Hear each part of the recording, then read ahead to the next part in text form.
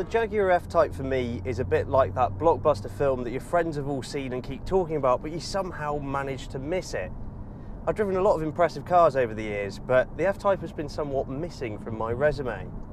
Well, today we change that, and in quite spectacular fashion too, because this isn't any F-Type, it's the SVR, and more specifically, the convertible. If the regular F-Type is a bit like the narrative of Beauty and the Beast, well, the SVR, that's the full-blown Die Hard. Yippee-ki-yay, Under my right foot is a 5-litre supercharged V8 engine producing 568 brake horsepower and no less than 700 Newton meters of torque. Combined with a very intelligent all-wheel drive system of this car, it means it will get from 0 to 60 miles per hour in just 3.5 seconds.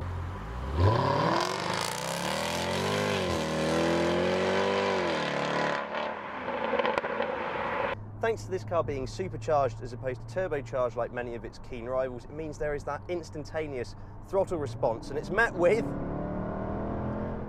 the most ferocious noise in the automotive industry thanks to those lightweight exhaust pipes poking out the rear. It is incredible, and the pickup is instant. The all-wheel drive just bites in all weather conditions, and it just gives you the traction required to slingshot yourself off towards the horizon. It is quite phenomenal, the rate of knots that this thing gathers. It's quite a visceral experience because you've got the narration of just behind you. It's like you're being chased by the most hungry bear in the world, and everything just warps around you. But better than just being impressive in a straight line, the SVR has some party tricks going through the bends too.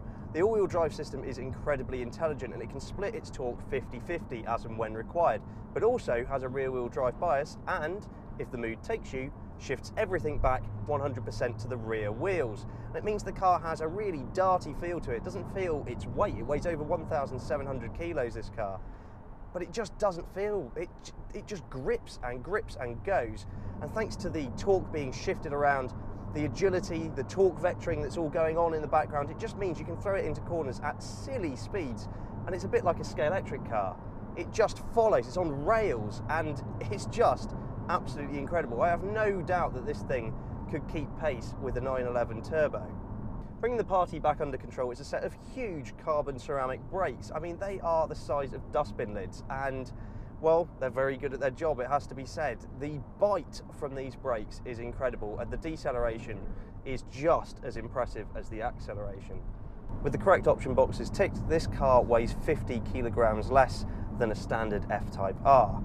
Something I'm learning very quickly about the F-Type is that it wants to play. It's not a car that's just all show and no go. It's not just a pretty face. It's a really, really well sorted car. There's this wonderful balance between front and rear. It's very, very predictable. The nose just wants to suck its way into apexes. The steering precision is top notch. I'm really, really happy with that. You just take grip of this Alcantara wheel and find yourself some twisty roads, and you cannot help but be impressed at the engineering that goes into this car.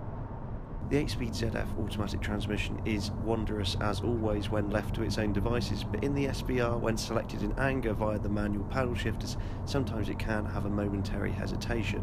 Visually, this SVR looks as menacing as Halloween, with bright orange paintwork and contrasting carbon fibre elements on our test car here.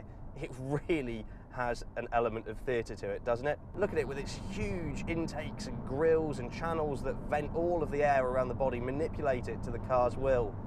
You've got a splitter, you've got a flat underbody to this car, you've got a centre venturi to tidy up the airflow at the back. And of course, one of the biggest visual changes is the huge active rear wing. But of course, being an F-Type, it has all the curves in all the right places. The design's 5 years old, but hats off to Ian Callum because the car has aged superbly. You've got these big wide shoulders at the back, you've got the long bonnet, the short rear overhang. It just ticks all of those red-blooded boxes, doesn't it? But because this is the SVR and what it has nestled underneath those carbon fibre bonnet vents, this is a bit like having the world's most beautiful supermodel and finding out that she's a power lifter. The interior feels really special too.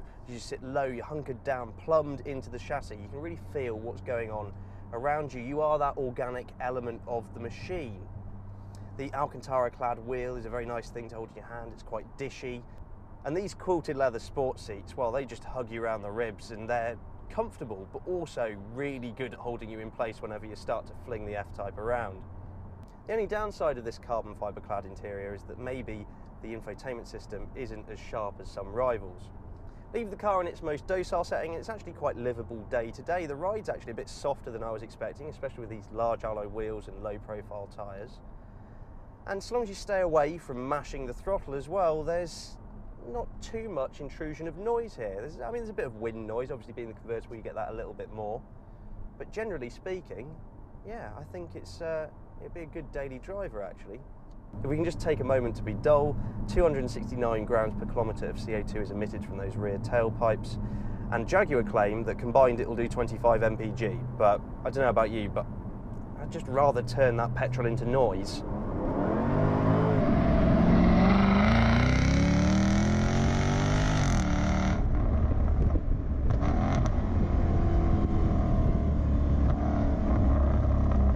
But of course, all this performance comes at a price, and that price is £115,485, which is quite a lot. Though actually respectable value when you consider that this car has all-wheel drive, that vast amount of power, which surpasses the more expensive Mercedes AMG GT. So in a funny sort of way, it's a bargain. Or whatever justification you need to buy one. Go and buy one. Why wouldn't you want this? Thanks very much for watching, and let us know what you think in the comments below. Please subscribe for all of the latest and greatest cars to hit the road. For breaking news and written reviews, visit www.insidelane.co.uk.